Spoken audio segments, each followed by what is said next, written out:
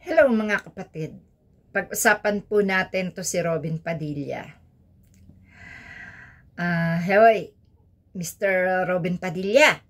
Magandang hapon. Ako matay ko mang isipin natatawa ako doon sa mga naiisipan mong isulong na batas. Alam mo yung pagsusulong ng batas, Mr. Robin Padilla? Yan ay kailangang pinag-iisipan ng 10 ulit o higit pa sa 10 ulit. Kasi kailangan, pag isinabatas na yan, at yan ay naaprubahan, kailangan makita mo kung maganda ang resulta ng isinabatas mo. Pero, sa tingin mo ba itong isa sa batas mo na pag-a-adjust ng edad sa mga bata na nakagagawa ng mga heinous crimes ay swak sa magulang at sa mga kabataan? Alam mo, Robin, matay kong isipin, ikaw ay parang nadadala lang. Nadadala ka lang sa pagiging senador mo ngayon sa iyong mga gustong gawin at isulong na batas. Pero ang katotohanan, hindi mo naiintindihan kung ano ang kasasapitan, kung ano ang mararamdaman ng magulang at ng kabataan sa sinasabi mong batas na isusulong mong yan. Alam mo, hindi kami agree dyan. Bakit? Hindi sa natatakot kami. Bagkos, inaalala namin ang magiging kapakanan ng mga kabataan na kung sakaling makagawa ng hindi sinasadyang pagkakasala, ay mahatulan agad ng pagkakabilanggo. Hindi ba pwedeng ang isabatas mo ay isang pinakamagandang paraan para mga bata ay makaiwas sa mga kasamaan, sa mga malululong sila sa mga bagay na hindi swak sa kanilang kinabukasan? Alam mo, kung ikaw ay matinong senador, hindi nyo pag-iisipan ng ganyan ang mga kabataan Alam nyo kung saan nakukuha ng mga kabataan ang mga kasamaan at ang mga kriminalidad na maaari nilang magawa?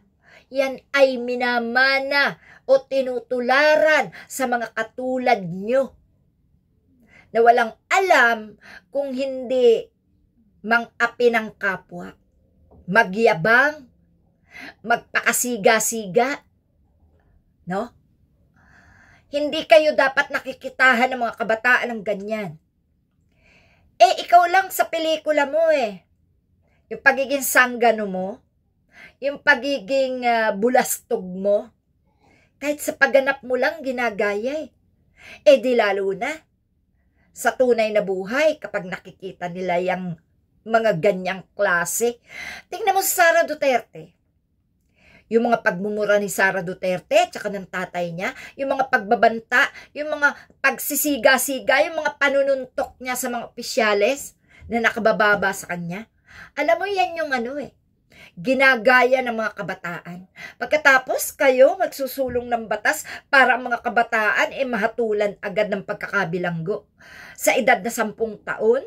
Naku po, Robin Padilla, isip-isip ka, may magulang yan.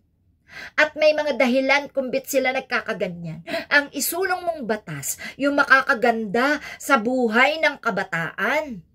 No? Bakit hindi mo sila hikayatin? Napagandahin ang mga bulubundukin, ang mga linang na lugar. Turuan mo sila kung paano magmahal ng kalikasan. Turuan mo sila kung paano ang mamuhay ng marangal, ng maayos. Mag-isip kayo ng mga factory na pwedeng paggawa nila ng magagandang bagay na mapapakinabangan. Hindi yung mga paghatol-hatol agad sa kabataan ang iniisip mo.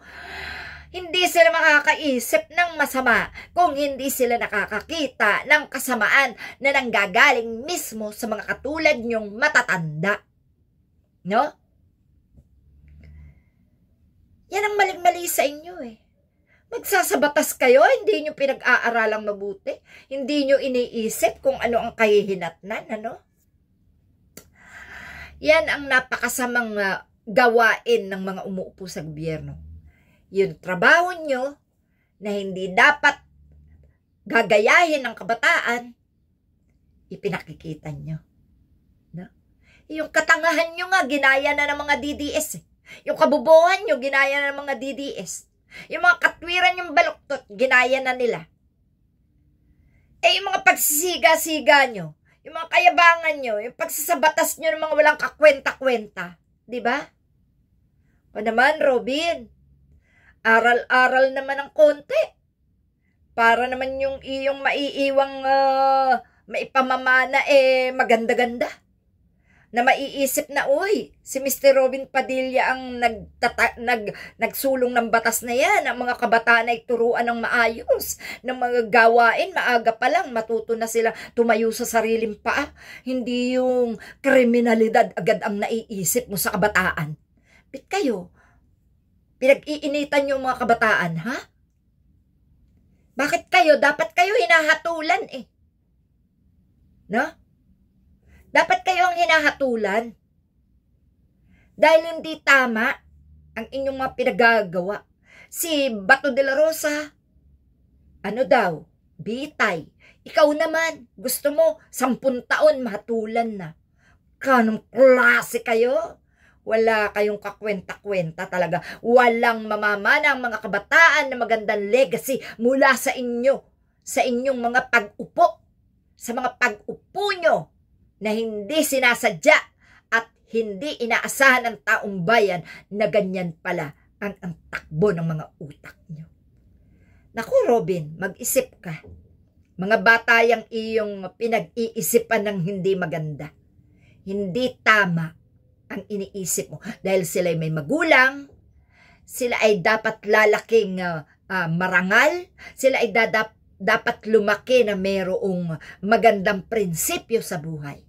Hindi yung maiisip ng mga bata na, 10 taon pa lang pala, hatulan ng makulong.